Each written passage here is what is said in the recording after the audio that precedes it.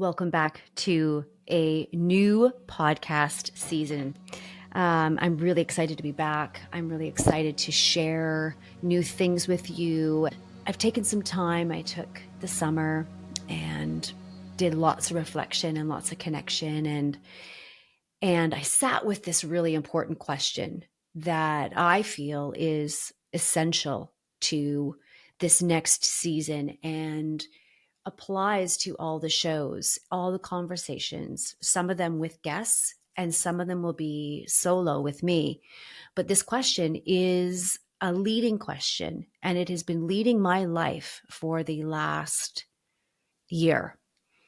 So, welcome back. Today, I want to talk about what I've been wrestling with. That feeling of calling something into our lives, doing all the things, you hold the vision and you still don't see what you want coming into fruition. It is not really arriving for you. And there can be a lot of frustration, a lot of heartbreak when what your heart desires feels just out of reach. And, I've learned this. And I've learned this across this platform, actually. I think this is the bigger space where I have been in a very interesting dynamic with myself. And I think this is why I feel so excited for this season and why I feel so excited to share this with you. So, what I've learned in this space, in the in between or the waiting period, it's what I've learned here that holds so much importance. And I believe it's really an invitation for you. It's an invitation for me.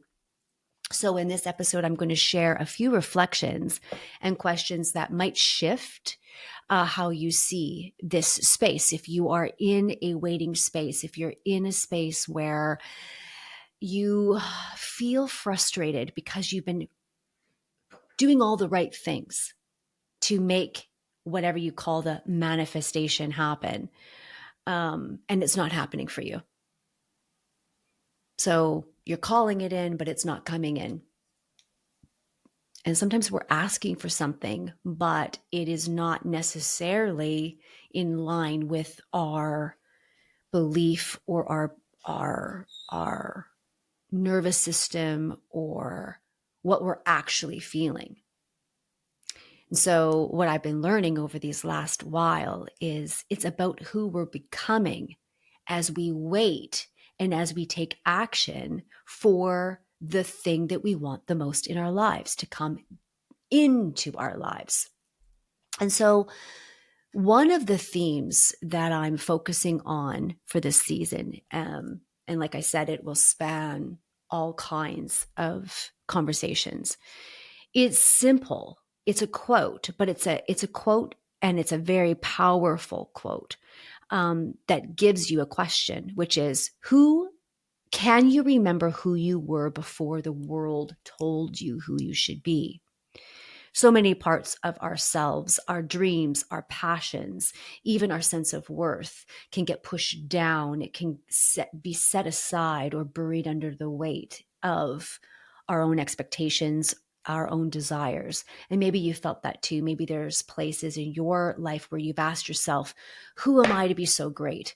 Who am I to want to have a good life? Who am I to want to be free from some of the things that I've been suffering from? Maybe it's emotions, maybe it's mental health, maybe it's relational issues, maybe it's financial, maybe it's your business. I don't know. It could be a lot of different things, but who am I?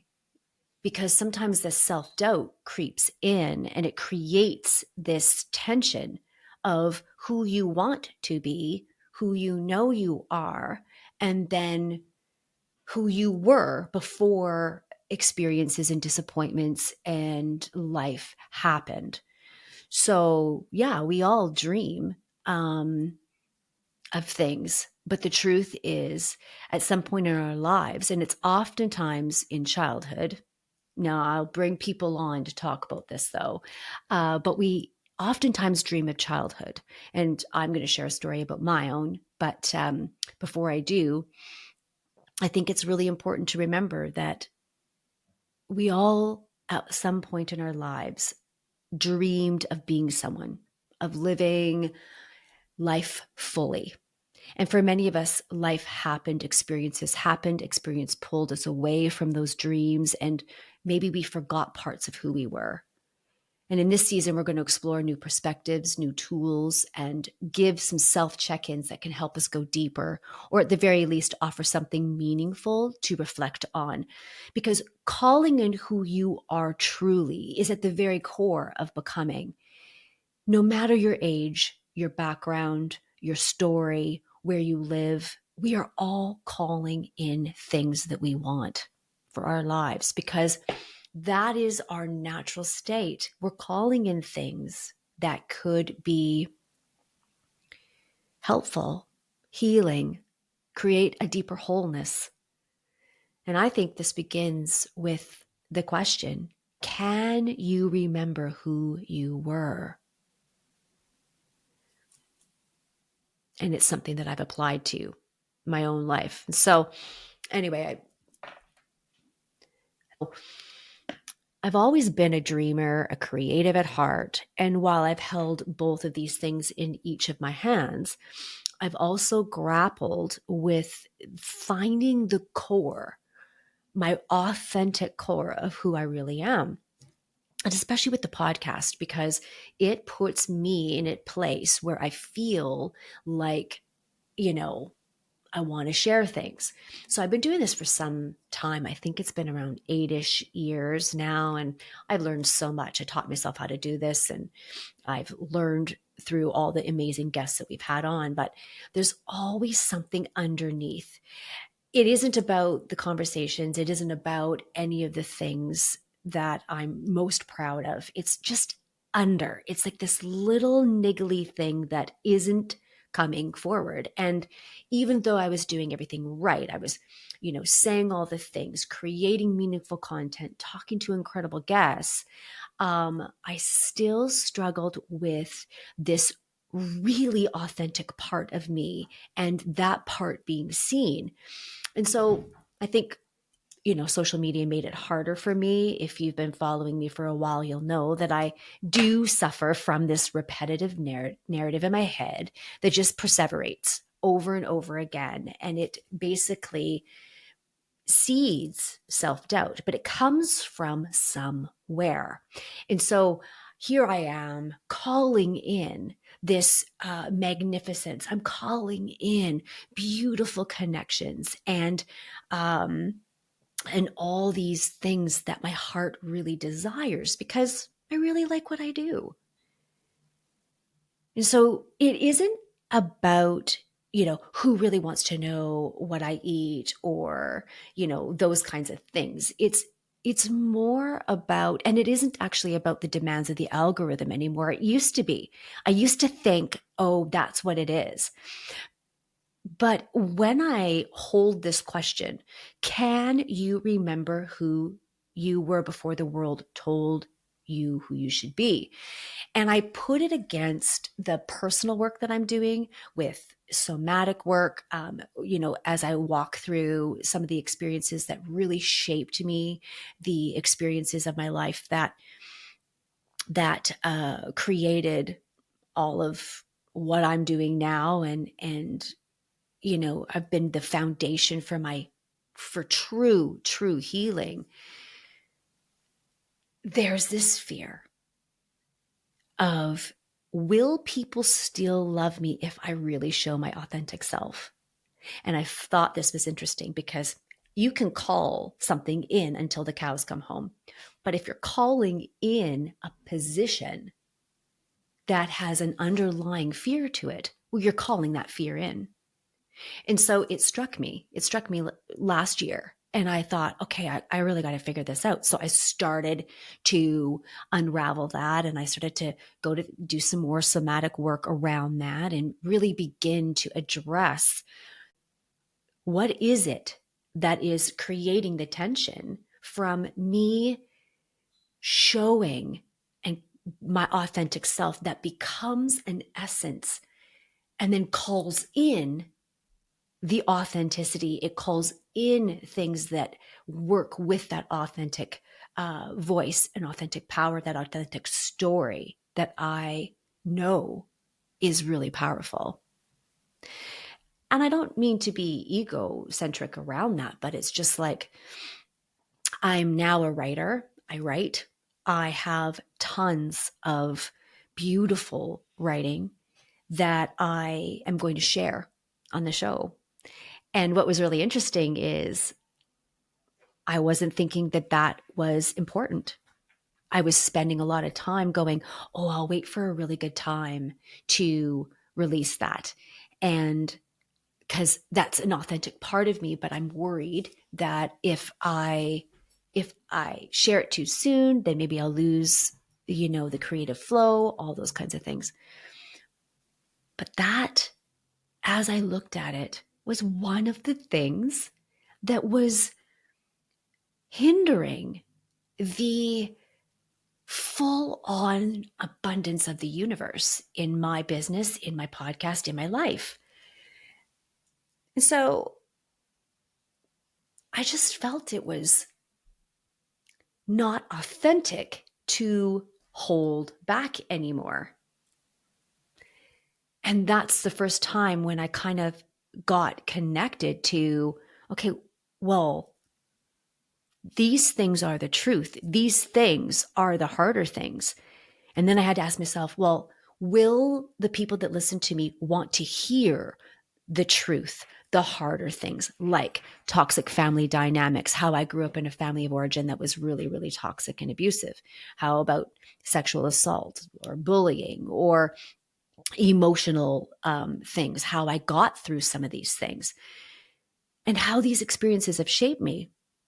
I don't want to express it in a way that's ranting, but there were lessons. And I know that through the writing that I have been doing, I am allowing for that experience to have a voice. And that experience can and does have the power to help someone else unlock an experience that they might be stuck in.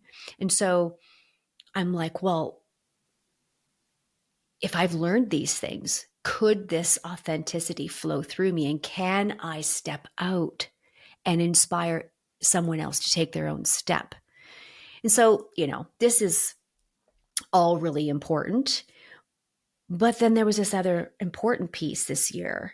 In August, I turned 50, and I'm loving every second of it. And what was so interesting is that it was almost as if, like overnight, I started to care less about what people were thinking about, you know, and maybe it was the number, but when I held it against the years that I will have left to be impactful, that I'll have left to live, I find myself going, what was I waiting for?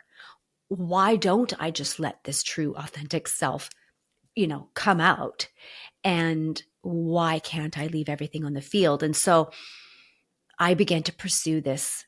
I began to pursue this and go back to that young girl who was the dreamer, the creative, allowing myself as this woman now, as 50, with all those life experiences behind me, to soften a bit, to carry fewer burdens, to have my edges rounded out by leaning into my emotions, leaning into my life experiences, and allowing myself to find some new perspectives, to stop holding the weight of everyone else I love on my shoulders, their pain, their struggles, and allow myself to let them be who they're going to be.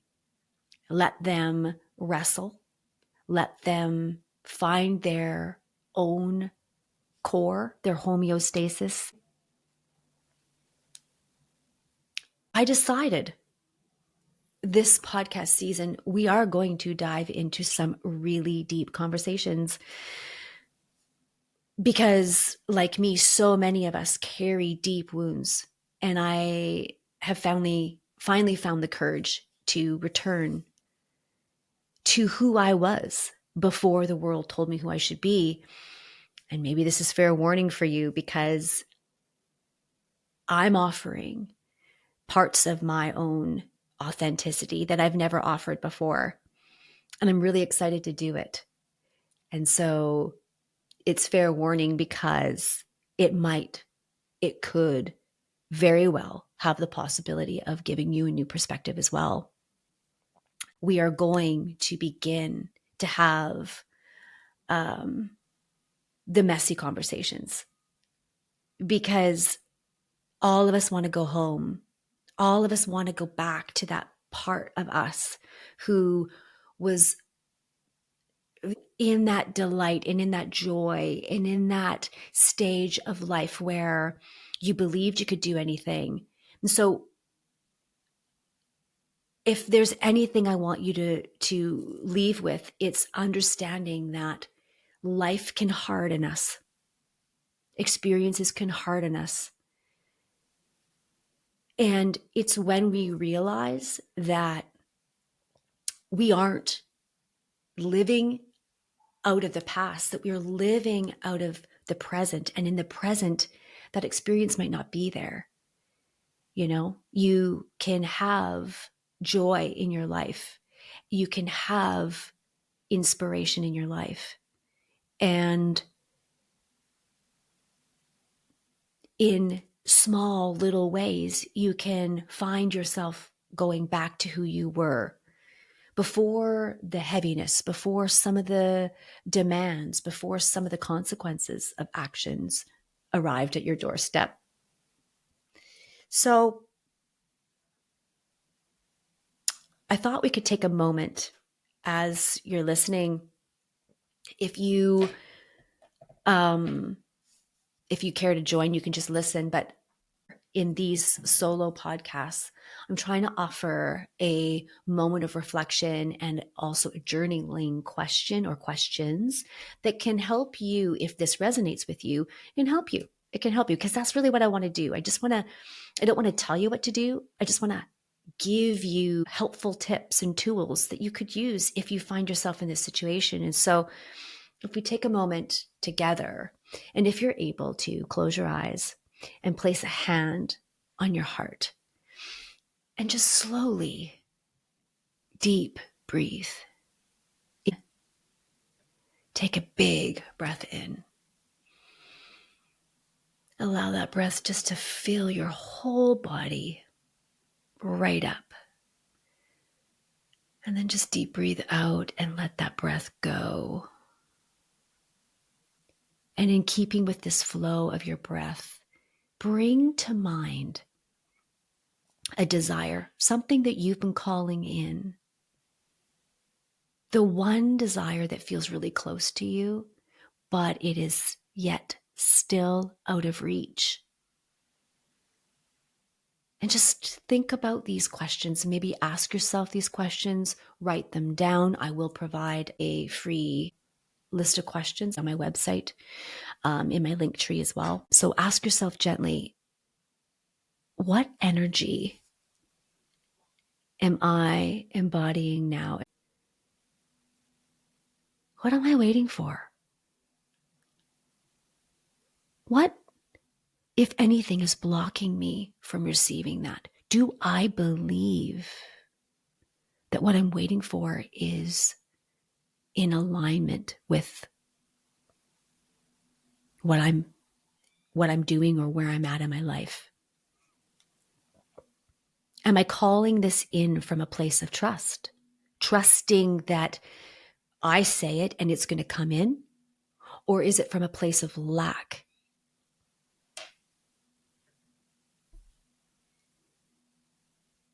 What would shift if I lived today as though the desire is already mine? And just notice what comes up without judgment, without needing to fix it. And when you're ready, take another deep breath. Let it fill you. And with whatever came to you, whether it's a memory, a picture, a idea, a word, a color, a thought, whatever it is, just deep breathe and open your eyes. And let's keep going. Because maybe right now you're not quite ready. I know sometimes for me, when things come up, I'm not ready to take action right away. But I'm going to give you some journaling prompts because I think those were really helpful for me in my journaling. And it's just for authenticity and removing blockages. Like, as I've been reflecting on this, I realized that the work of calling it in isn't just about what we desire. It's about clearing blocks that keep us from showing up in our truth. And so I want to leave you with some journaling prompts to help you uncover, release, and step more fully into your authentic self. The questions that I'll leave with you: where in my life do I feel like I'm hiding or holding back part of who I really am? For me, it was, I have a gold mine, like a gold mine of writing. And in my life, I was like, who am I to think that? I was raised to believe I was stupid. And a lot of you know that if you've been following me. And I don't really want to whine about it. It's kind of like it was then, but really what's now is the authenticity of that belief and lack and unworthiness was the thing that created the fire of pain in my life. I wrote a lot about it. And now I don't really want to talk about that as much as I want to offer my writing, offer the authenticity in which I learned some things. I'm not a doctor, I'm not a psychologist, but I'm a life liver and I've got some things that can really be helpful. Maybe you do too. Maybe there are things in your life that are holding you back. Or maybe there's a desire that you're hiding that is really a part of who you are, like who you really are, and you know it. The next question is, what fears or beliefs come up when I imagine letting myself be fully seen? That's a big one. Things might come up for you like, well, everybody's going to judge me, or people are going to criticize me, or I'm going to feel really vulnerable. Let these things come up. Allowing yourself to reflect on your own positioning and where you're standing in this moment is really helpful in how you move forward. And this was something like I just touched on in the first one, where like, what was I hiding? What was holding me back? But the second or the third question is, what stories have I carried from family, culture, society about who I should be? Oh, this is like huge for me. I could answer there's so many answers in this one question for me. What stories have I carried from family, culture, society about who I should be? Great example in my own life is I believed that my worthiness was to carry the emotions of other people. I did that because that was my survival. If I wasn't watching, if I wasn't observing that person's emotion, then my day, my night, my week was wrecked. And so I had to learn how to read emotion, but that wasn't healthy. I can read a room, but that's not healthy. And I'm learning to undo that story. I should not have to carry anybody's anything. I can find my value and worthiness on my own. And the next question is, which parts of me have I pushed down, suppressed, or silenced And what might they want to say now? That's a really good one. And that's what happened to me. I had pushed down so many emotions and feelings, and I had learned all these things, and created patterns and ways of relating. And I was just finding that I was feeling apart from myself. I wasn't feeling connected. And when I apply this question, can you remember who you were before the world told you who you should be? I do think that it was be quiet. Shh. They aren't going to acknowledge you. Your experience doesn't matter.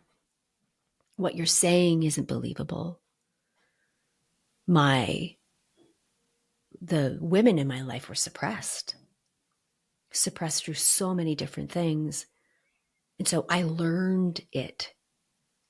I learned shame. So what parts of me have I pushed down, suppressed, or silenced? Have I pushed emotion away? And why? And if so, what would my emotion want to say right now? What would the suppression want to say? What would the silence that I was sworn to? Maybe you told somebody something and they didn't believe you. Well, what might that part of you want to say now?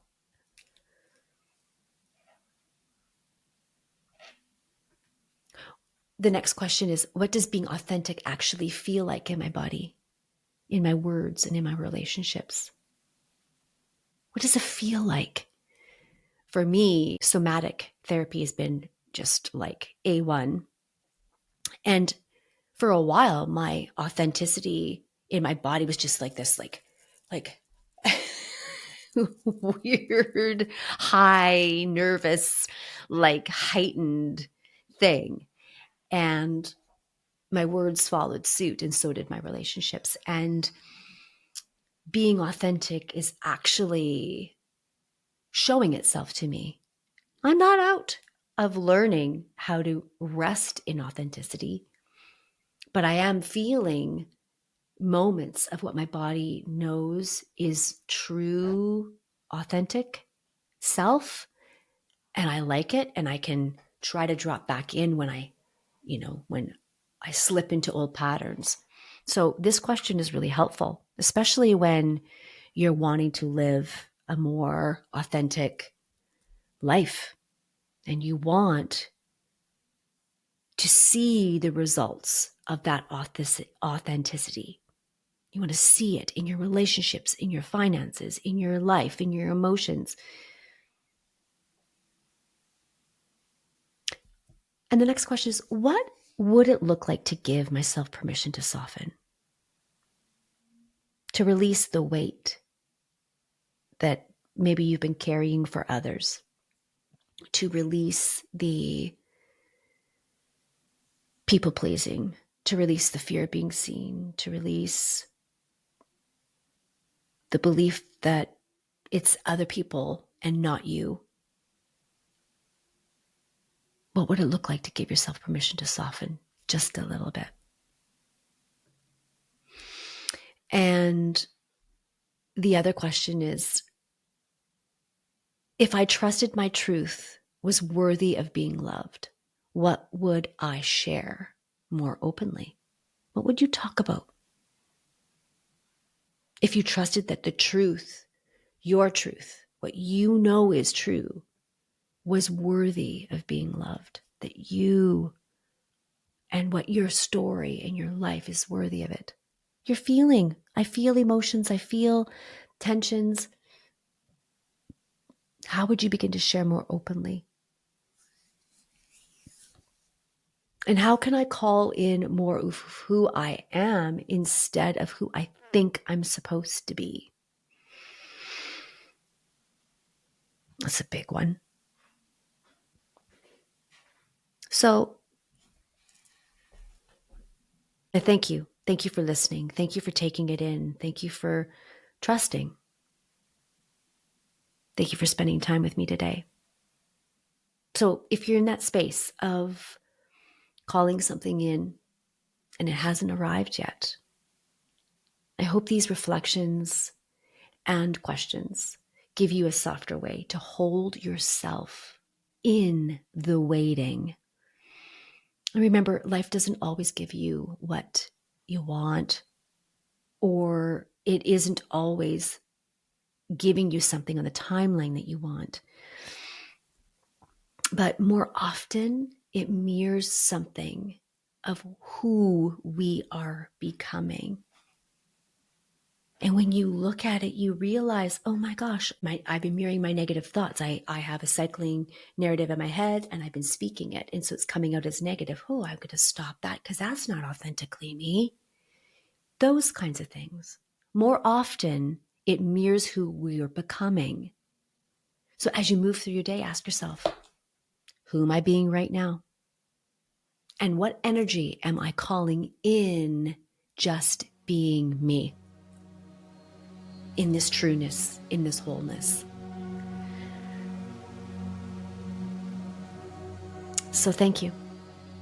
Until next time, take a deep breath, trust the process, and know that you are always becoming. Thank you for listening today.